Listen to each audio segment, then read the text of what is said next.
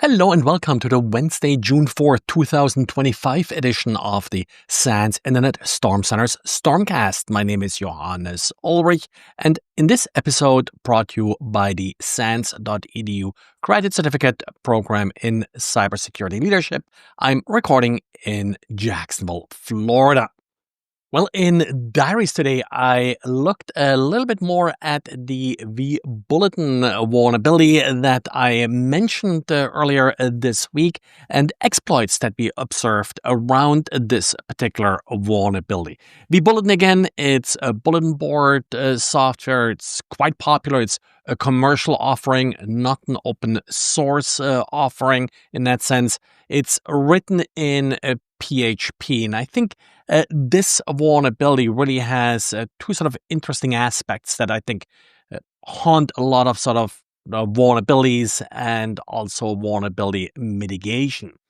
Now, this vulnerability was first really explained by this particular blog post from Egidio Romano. I think I mentioned the wrong name in the diary originally, but Egidio here is the one that really sort of dove into this patch that vBulltin had released about a year ago, and then explained how this particular vulnerability can get exploited. That's sort of really where it gets interesting. So vBulltin implements an API as so many web applications, and this API does expose specific classes. Now, the problem here is that in PHP version 8.1, how you access particular methods in these classes change somewhat. So methods that you considered being protected, private, not accessible to basically any call from outside the class, have now been exposed in PHP version 8.1. Now, there's more details to it. It basically uses these reflections, which are used to sort of interrogate classes and figure out, how to call a particular method. And that's really sort of where the change happened. It's, in my opinion, not a well-documented change. I looked at the 8.1 changelog, didn't really see it there, but then in the actual PHP manual for the reflection method, invoke method here, it does actually mention that, yes, this change was made in version 8.1. So from the vBulltin board point of view, certainly something that's easily overlooked.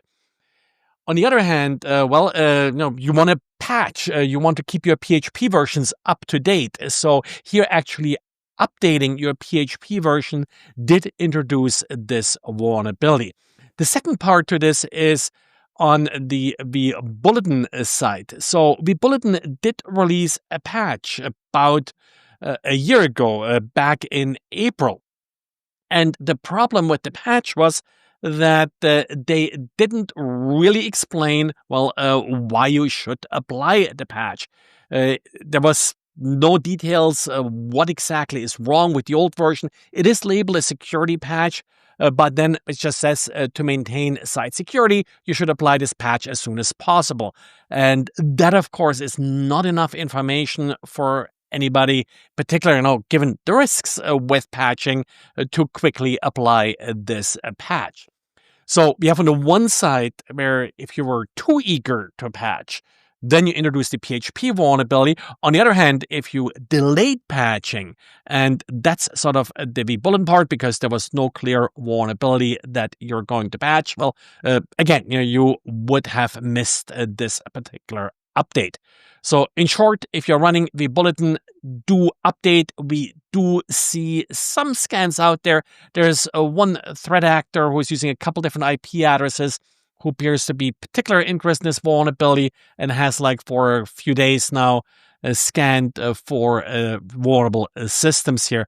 Don't yet exactly know what they're after. They're also looking for what looks like brute forcing and such. So certainly something that you want to keep an eye on and patch.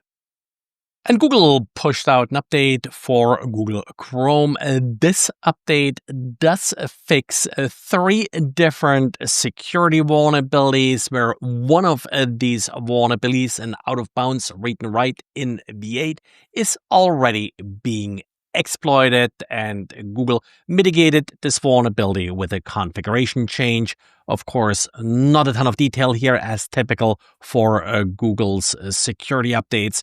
Just patch, and as usual, Google Chrome does a reasonably good job in patching itself regularly. Just make sure to restart Google Chrome like once a day. And the webmail system Roundcube did release an update that fixes a deserialization vulnerability. It's exploitable only by users who are authenticated, but given that you often have all users in your organization connected to a particular Roundcube instance, that may not be too far of a stretch. And just a couple of weeks ago, there was like that big news story about how these webmail systems are being exploited. So pay attention and double check that it's up to date.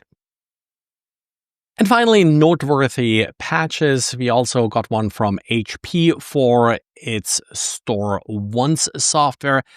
The patches are fixing vulnerabilities found during the Saturday Initiative's Pwn2Own contest. And, well, there are authentication bypass vulnerabilities and then remote code execution vulnerabilities. So it doesn't really matter if these remote code execution vulnerabilities require authentication because you can bypass it. Certainly critical vulnerabilities that must be patched quickly.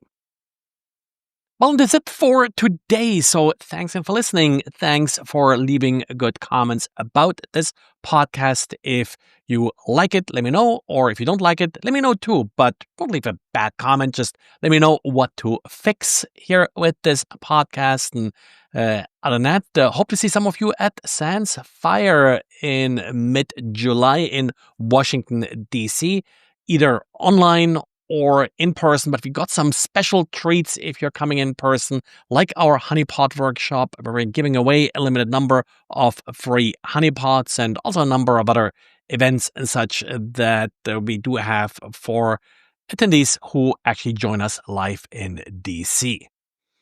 Well, that's it, and thanks everybody, and talk to you again tomorrow. Bye.